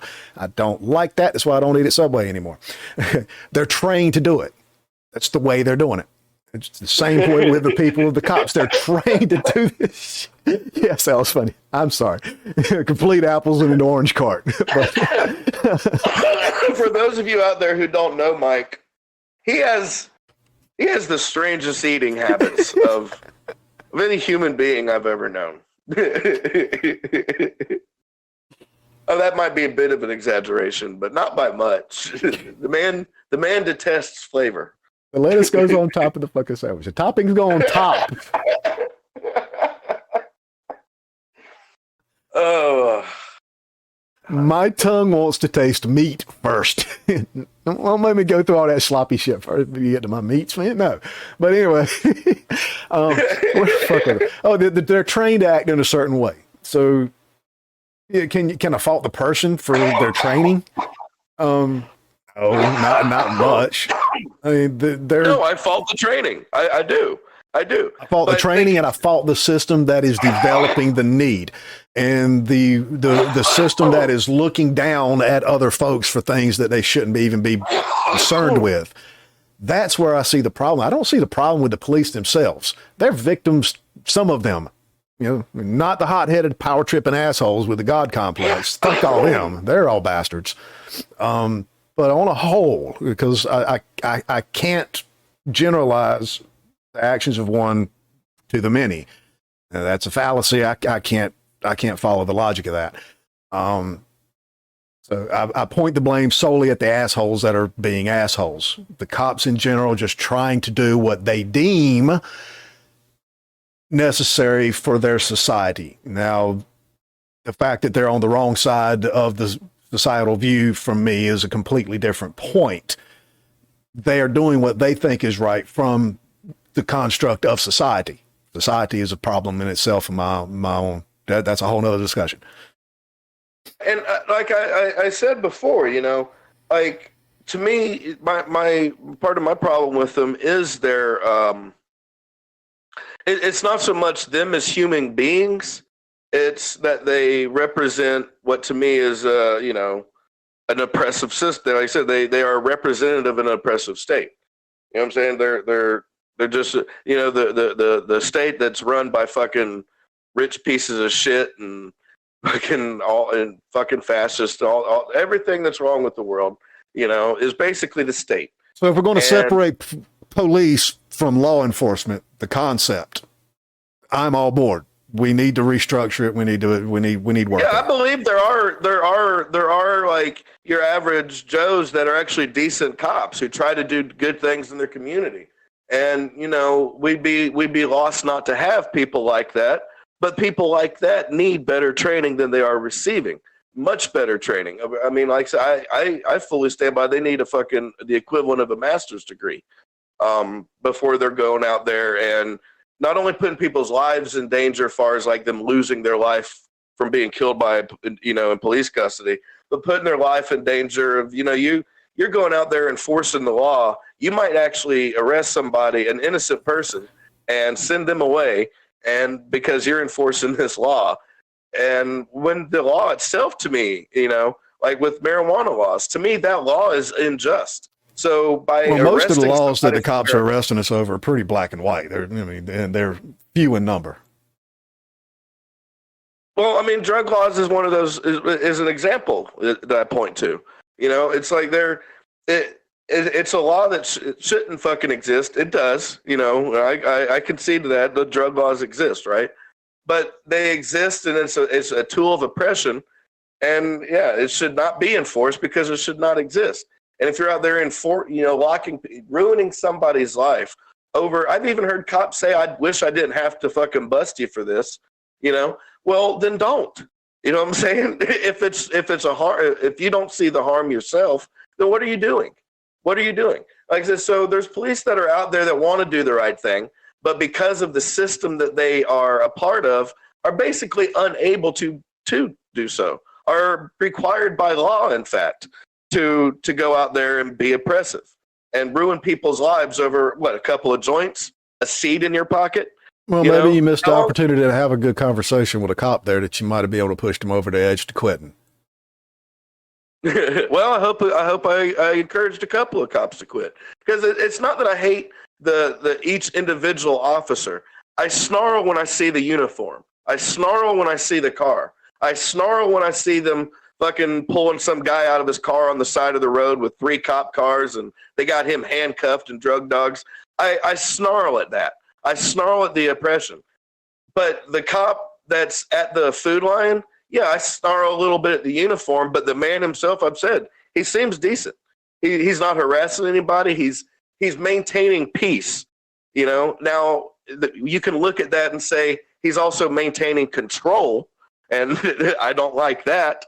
But he is maintaining some sort of a peace. He's not. I don't believe he's required. He needs to be there, but he's not hurting anybody. He's not infringing anybody's civil rights. You know what I'm saying? He's not fucking up anybody. I go in there smelling like pot all the time. He doesn't bother me. So there you go. There's your probable cause. It could have popped your ass. I mean, so yeah, see, not all of them. Yes, the oppressive idea that traffic stops. Yeah, you know me on that. Fucking road privateers. Yeah. I don't like the idea of that. If you're out there to keep people from speeding excessively. I could see there's a safety issue there if I want to go driving 100 miles an hour down the fucking highway when there's other people there. Arrest me when I cause an accident. Arrest me when I cause an accident. Yeah, well, then somebody might be dead. Yeah, so I can see the other side. I agree with your premise there that they should wait until I actually commit a crime before the cops come and bust me or get interfering in my life. But then you kind of look at the other side. It would suck that you could say that could have been prevented had the cop just saw him drive by. If he just went over to stop him and told him to slow the fuck down, it could have prevented that accident, man. I can see it from the other side there. Right. Now, give him a damn ticket. It's going to cost him $400 and probably his damn job. Come on. If he's doing it criminally, if he's busting double the fucking speed limit, all right, we can call that an actual crime to public menace kind of bullshit. 70 and a 55 on if he's on US 1 doing 70 when it's 55. That's not worth ruining the man's life. Everybody else is doing 72. Depends on the traffic flow. If there's nobody else on the highway, drive as fast as you fucking want. Treat it like an Autobahn for all I fucking care. But if it's bumper to bumper traffic and you're fucking weaving in and out of damn traffic, fucking doing 70 and the rest of the traffic's doing 30, you need to be talked to. Safe flow of traffic should be the only speed limit.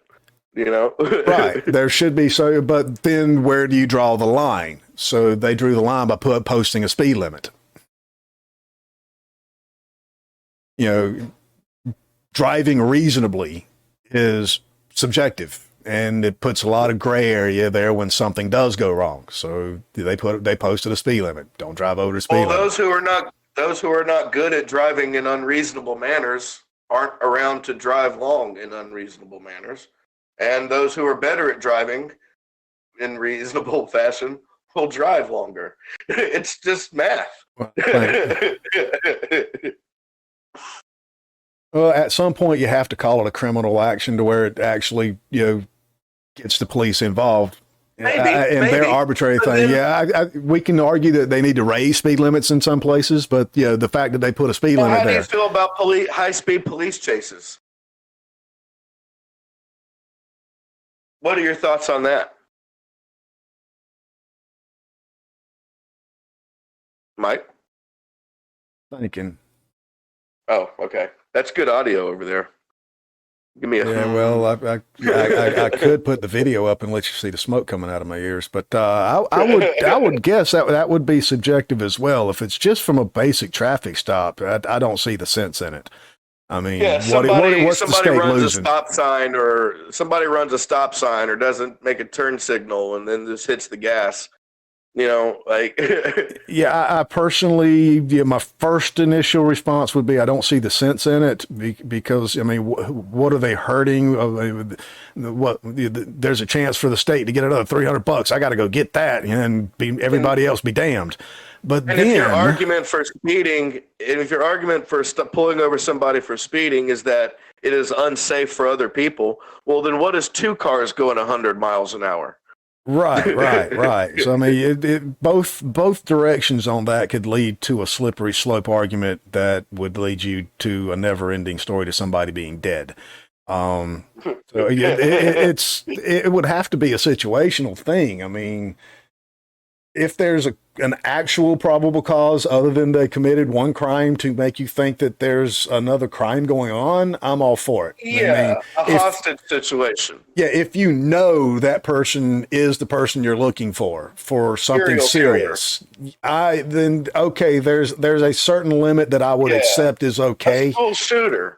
Now, don't chase them through rush hour traffic, they're downtown or something like that. But because too many people are becoming in danger there, but just driving through the side of town, back roads, what the hell ever, if it's a serious offender, I'm okay for it. But if traffic stops, I don't know. Not just because they broke one law thinking that they're another criminal, they got a gun or they got drugs or whatever, because that is a fallacious line of thinking. It's a slippery slope, just because A, B, C, D, E.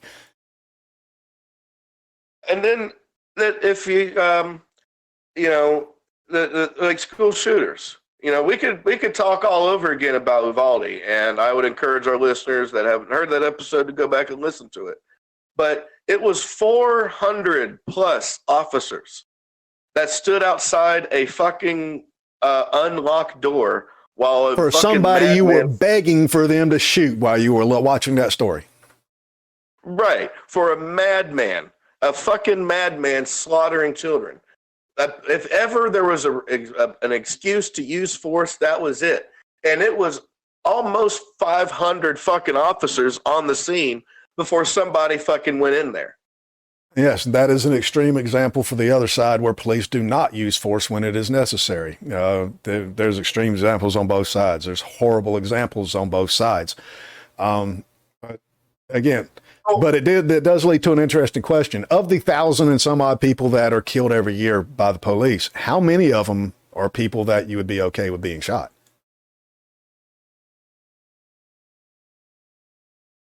I believe an active shooter that's always an okay. You gotta, if somebody is actively taking lives, you gotta stop it, right? If somebody is actively like aiming a weapon at an officer, trying to shoot an officer, that officer should have the right to defend themselves just like any other human being should, right? That being said, I don't have that same right as a felon.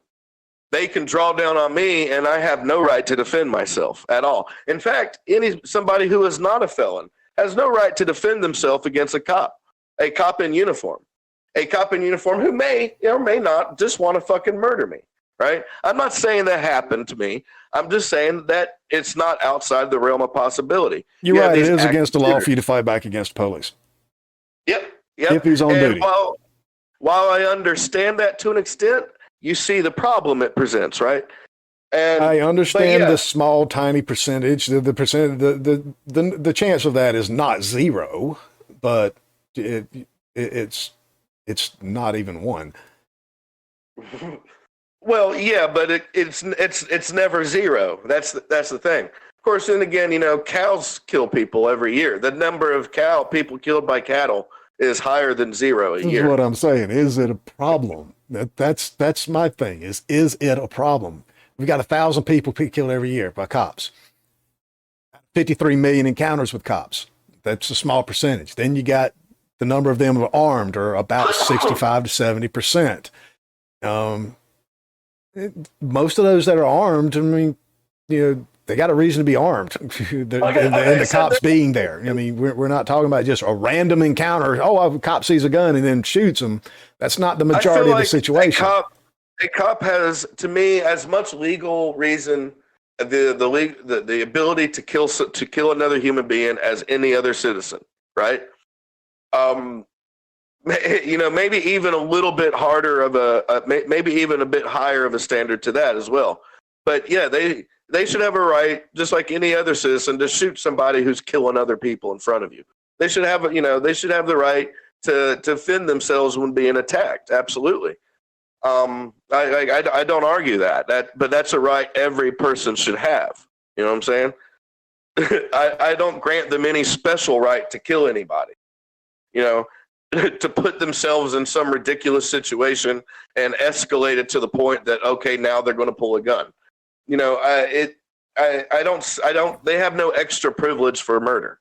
Well, the point I'm making is that the only ones you see on the news that drives the majority of this hatred toward cops nowadays, and the just about every one of the protests, it's driven by the ones that are put on the media. The rare instances, they are extremely rare instances. And yes, they're horrible, but they're so fucking rare. But they're sensationalized by the media. They're replayed over and over and over again. And then another one happens to happen. And yeah, we had a spurt of them happened in a row that just happened to line up with the white cop shooting a black kid or a black man. And then another one with an unarmed black man. And then another one that had a gun, but he wasn't reaching for the gun. And we had a cluster. And people are seeing that cluster as a huge problem. But when you look at the data, the problem doesn't exist. Yes, there is a disparity that seems at first glance to be racially driven with the actions after the initial contact, whether or not they're going to be, searched, whether or not they're going to be arrested, and whether or not they're going to be shot. I'm going to have to look deeper at the unarmed, but at first glance, it looks like the unarmed are pretty evenly white and black. But the armed are heavily black. But yeah, more black men are getting shot by police than white men. And at first glance, yes, it looks racially driven. And it looks like it's a problem with cops targeting black men. But the data doesn't show that. The data doesn't support it. The actual numbers, yes, it does support that they are getting killed, but not that they're targeting them because of the skin color. It's because of a behavior. It's because of actions that are being taken, places that they are. I don't think that race is the key. I think it's more on the behavior and the lifestyle that these people have, because that is common across the board in all, well, not all, but a vast majority of the cases are poverty related. People that have a certain lifestyle, certain, certain persona that they present to the outwards, a certain disrespect for the law, a certain, feeling of freedom that we have about, we should be able to do this and we're going to do it. Fuck you. You've got that. I've got that. Most of these folks that are getting shot by the police have that. Most of the folks that are getting stopped by the police have that. At least, so, I think that's the bigger issue behind the lines, is the way society looks upon a portion of itself. Like you can't stand the things you hate about yourself and other people, always pointing that out in other people because you can't stand it about yourself. That kind of a flaw. I think society's having that same kind of a flaw, looking down at us little rednecks down here. Like, I can't stand that about myself, so I'm just going to target all that about them people. That's where I think the real problem is. Okay. Yes, police are a tool used by that system. I give you that. And I have a distaste for law enforcement in that regard. Like I say, fuck the police, straight from the underground. But it's because they're being used in a way they shouldn't be used. If we change societal views on the way we use our police force, then those problems that we're seeing as big problems that are actually very, very small by the numbers, they're huge problems at an individual standard. They're monumental on a case by case. It's tragedies, every single one of them. But in a whole, as a police being a problem that's causing this, that's not supported by the numbers here. There's just there's too many peaceful encounters for that to be an issue. And the rate that cops are actually getting involved with people is pretty much even across the board. It just so happens that the black majority are having more actions taken against them after the contact. And why that is the debate that I would have about police. Not that they are a problem, but the way that they are being used. See, my definition of a peaceful interaction is different, I suppose, right? To me, a peaceful interaction isn't one that begins with the gun almost drawn. It is, that it isn't one that begins with like an obvious, disparity in power. You know what I mean? And like power over the other person. I'm not being approached by any other guy. I'm being approached by somebody with power over me who almost has their weapon drawn. Well, to me, no, that's not a peaceful encounter. It may not end in death. It may not end in me getting shot, but it damn sure started with me having the possibility of it. To me, that's not a peaceful encounter. I would kind of lend that to agreement there. That doesn't start it off as very peaceful. It doesn't promote it in any way as well. But again, I would like for cops to be able to walk around with no weapons and just be able to say, "Hey, how you doing?" Get involved with the community and know the people of their community. On a block by block basis if necessary. Fuck, in the cities, give one or two cops a beat, and they know everybody in there. It does happen. You see examples of it in some communities. So it's going in the right direction, and it has been since the beginning of the police force. They were horrible shits back in the beginning, and even 40 years ago, it was horrible. People getting beat up for a quarterback. It's gotten better, and it continues to get better, and hopefully it will continue to get better from now. Reform, we can have it, and like I said, it'll get rid of these problems that we see here. Any life saved is worth a little bit extra training to me. I agree, but I think what's going to happen is the police force is going to get privatized, and that'll be all she wrote for any kind of personal freedoms, any kind of civil liberty. And with their now current drone police technology, armed drone police technology, they can kill you and never even have a bit of fucking repercussion from it. Nobody's responsible, you know? That the robot feared for its life.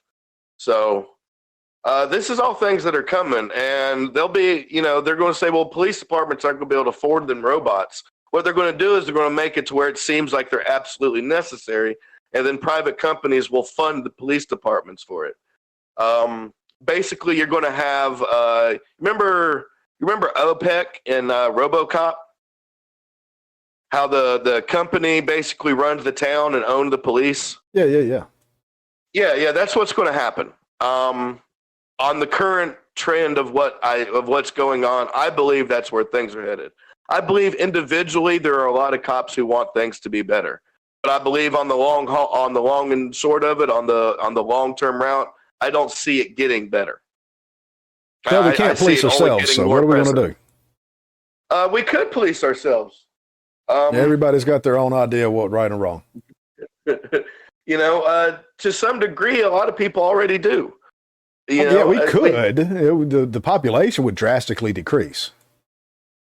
Well, I mean, I'm not saying that's a bad thing either. I'm not calling for anarchy in the streets, but what I'm calling for is people who serve and protect the people, not people who serve and protect our ruling overlords and them alone.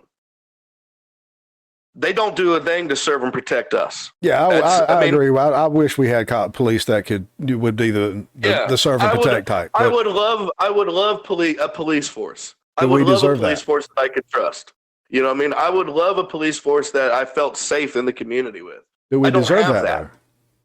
What do you mean, do we deserve that? We're human beings. We deserve to be treated as such. Have you seen the way human beings act? Well, I mean, and again, those are outliers, right? Like, that's not the way most people are. Like, most people are not total pieces of shit. They just live in a piece of shit world and have to act kind of accordingly. But when you get to know any person on like a one-on-one level, man, I mean, you know, when you just get down to the basic humanity of each other, people are all about the same, and we all want to help other people on some degree or another.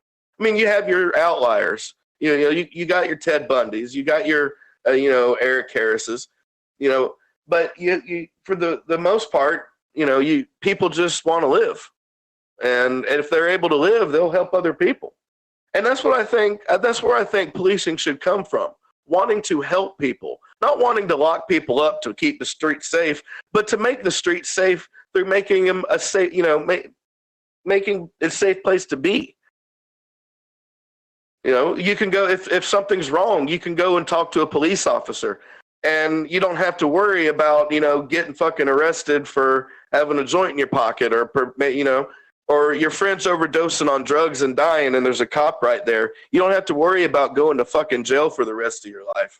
You can just get help. There's so much better ways that, I wish police were.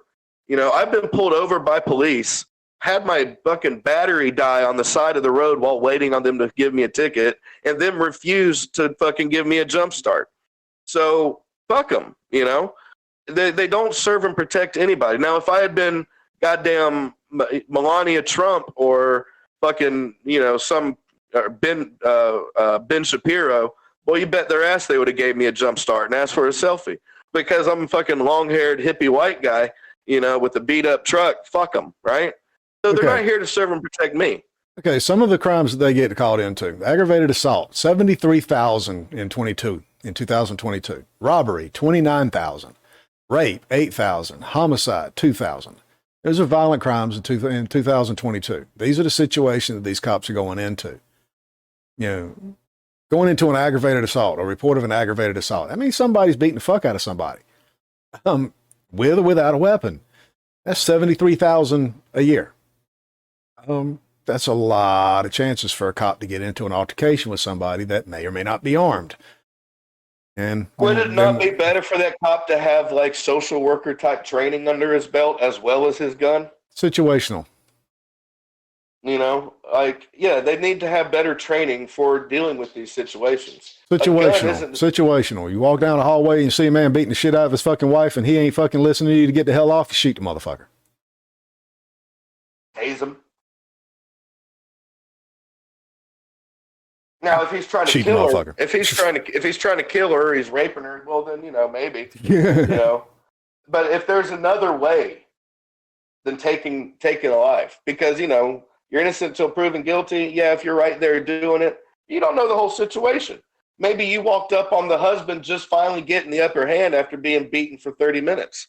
You don't know. Excuse me, sir. Would you mind stop beating her so I can ask her a few questions? I don't think that's going to work. No, you subdue them. Once you shoot them, there's no asking a question. You subdue them. Use less than lethal. There's no such thing as non-lethal, right?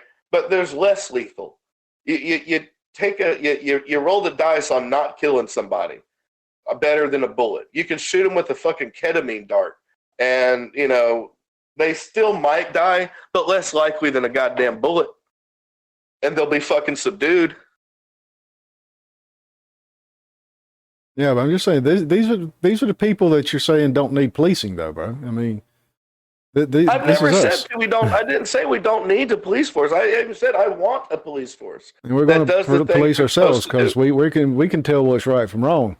We've got two different views right there. You talking about subduing a guy that's beating the shit out of his woman there. I'm like, if you've already subdued her, even if she's already beating the shit out of you, and you finally got the upper hand, you're done. That's it.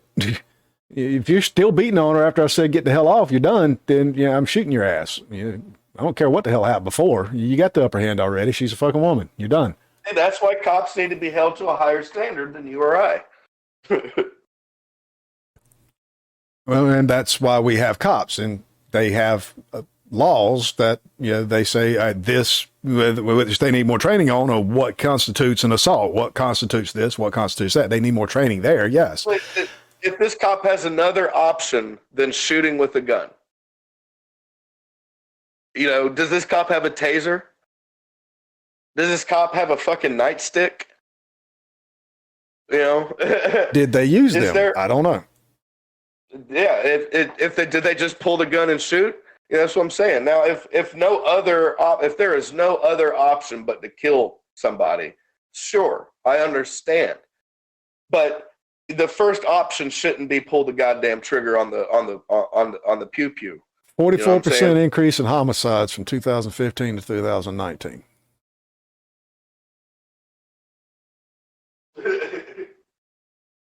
That's a lot of murder. Yeah, it kind of leads you to wonder why cops go into situations armed. That's kind of where I'm going here. I mean, there's a reason why we have the cops that we have and not the cops that we want. When there's a murder, they're usually getting there after the fact. They're not preventing the murder from happening. The murder already happened. Well, that's not necessarily saying that the person that did the murder is not still there. So either we got to wrap it up, or we got to pause. Are you? Well, we can. I guess we can pretty much pause it. I mean, we've covered the fact that the big issue that's in the media isn't the issue that needs the most focus on. At least I think we've come to that we do need police reform to stop some of the violence, but the violence isn't a huge issue, at least by the numbers. I mean, it's an issue that needs to be discussed because every life is, needs to be preserved if necessary, at least, some of them. But again, like I said, we can agree that some people deserve to be shot. So we get the cops. We built the cops. We built the police that we have as a society, not us. We don't like them, but society built the police. We are responsible for what we have. And the reason we have what we got is for the way we behave. All right. Well, we're going to talk more about that in part 2, which will actually probably be a little bit later for you guys, but for me and Mike, it will be in about 20 minutes. I got to go pick up Jessica. So, all right, folks, we'll see you on the next time. 2 and 2. All right, man.